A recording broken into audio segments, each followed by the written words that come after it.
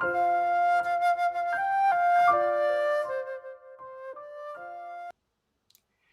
Quarterly, Philippians, Colossians, and Philemon.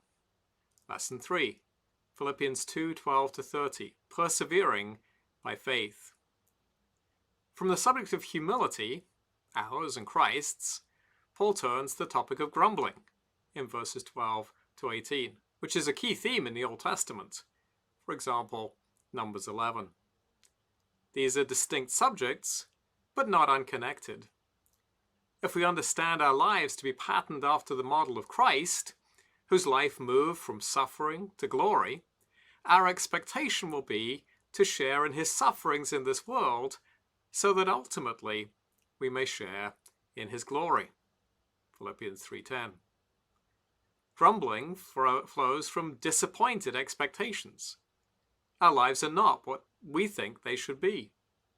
So when Israel left Egypt and God parted the Red Sea in front of them, they thought that their journey to the Promised Land would be simple and straightforward, progressing from one glory to another.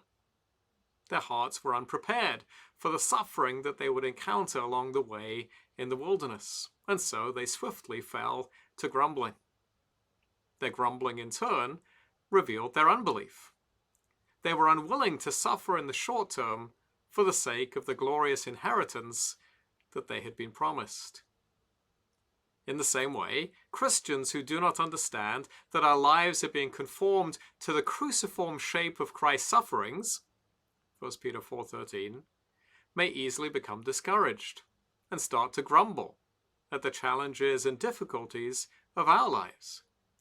But if we have the same mind as Christ, firmly set on the joy that is set before us, Hebrews 12:2, we may endure the particular crosses that God has lovingly placed along our way, despising the shame, rejoicing to be counted worthy to suffer for Christ. Acts 5:41. From the subject of grumbling, Paul turns to the more mundane practical arrangements for a planned visit by Timothy and Epaphroditus to Philippi in verses 19-30. These men embodied precisely the kind of Christian life that Paul was encouraging the Philippians toward. So it was a great blessing that Paul was able to send them to Philippi to encourage the church there. When writing some of his epistles, Paul had reason to rebuke the church to which he was writing strongly. To the Philippians, however, his words were much gentler. He did not have to tell them to repent and turn around, so much as to keep on doing the good things that they were already doing. 2:12. They had obeyed his teaching while he was with them and remained faithful even after he was no longer among them. But there's always the danger of growing weary in doing good, Galatians 6:9, and thus falling short of the goal. The Philippians needed, therefore, to continue to work out your salvation with fear and trembling. Verse 12. That is, with a reverent awe of the debt that they owed to God as their Creator and Redeemer. They were to keep on obeying the message that Paul had taught them while he was among them. The Christian life is certainly not a matter of letting go and letting God. On the contrary, it is a life of committed and disciplined hard work, of the kind typically demonstrated by soldiers, athletes, and farmers. 2 Timothy 2:4-6. Those who are genuinely saints need to persevere faithfully to the end. On the other hand, the doctrine of the perseverance of the saints has as its twin the preservation of the saints. Thankfully, our ultimate salvation does not rest on our ability to endure faithfully, but rather upon God's firm grasp on us. 2 Timothy 2:13. Our hard work rests on the deeper reality of God's work within us by his Spirit. Without the Spirit's empowerment, we can do nothing. John 15:5. Indeed, without God's prior work in our hearts, we can't even want to do what is right. As Paul tells the Philippians, God must be at work if we are even to will, let alone to act, in accordance with what is right. Verse 13. But we need not sit still and wait until we feel some special movement of the Spirit before trying to obey.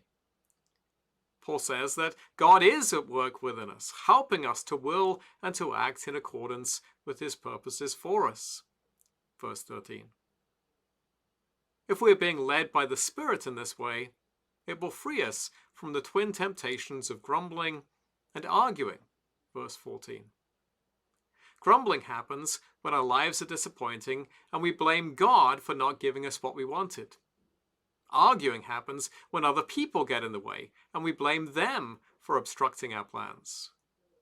In either case, we put our expectations and plans at the center of our lives, instead of submitting ourselves humbly to God's purpose for our lives, which we know often entails suffering and humbling ourselves. To be free from grumbling and arguing would make us so different from the people around us that we would shine like stars in a darkened sky. Verse 15. Now, when Paul talks about living in the midst of a crooked and twisted generation, we might think that he's speaking particularly of the challenges faced by the Philippians in living in a pluralistic 1st century AD Greco-Roman culture. Until, that is, we realize he's actually quoting Moses from Deuteronomy 32:5. The reality is that in whatever day or age we live, we're always surrounded by a crooked and twisted generation that provides abundant opportunities for Christians to distinguish themselves from their neighbors by their humility, joy, and lack of arguing and complaining. Paul is eager to be able to boast on the day of Christ in the faithfulness of the Philippian Christians. Verse 16. This is not a self-centered boast, for Paul regularly acknowledged that anything he accomplished was really God's work and not his. 1 Corinthians 15:10. But it was the grateful joy of a parent who sees his spiritual children walking in his footsteps. 3 John 1:4.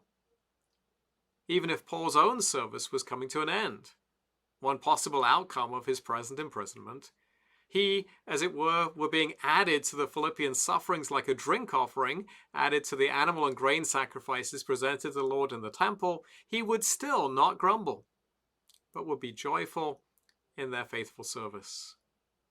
So too the Philippians should rejoice and be glad over Paul's faithful service. Verse 18. It was Paul's intention not only to send Epaphroditus, who had come from Philippi carrying a message and a gift towards Paul's support, back to the Philippians with this epistle, verse 25, but also at some unspecified point in the near future to send Timothy. Now, he doesn't articulate his reasons for wanting to send Timothy on ahead of himself, but it seems likely that he still had some concerns about the leadership in the church there. Timothy was one of Paul's key associates in the book of Acts, and Paul's confidence in his character and gifts is on full display in this letter. He describes Timothy as someone who embodies the virtues he's described earlier, not looking out for his own interests, but rather the interests of Christ, which makes him genuinely empathetic towards the welfare of the Philippians. Verses 20 and 21. Timothy was significantly younger than Paul, who had mentored him as a spiritual father. Timothy's mother and grandmother are elsewhere mentioned as believers, but there's no reference to his father, except to note that he was Greek and not Jewish by background. Acts 16, 1-3, 2 Timothy 1:5.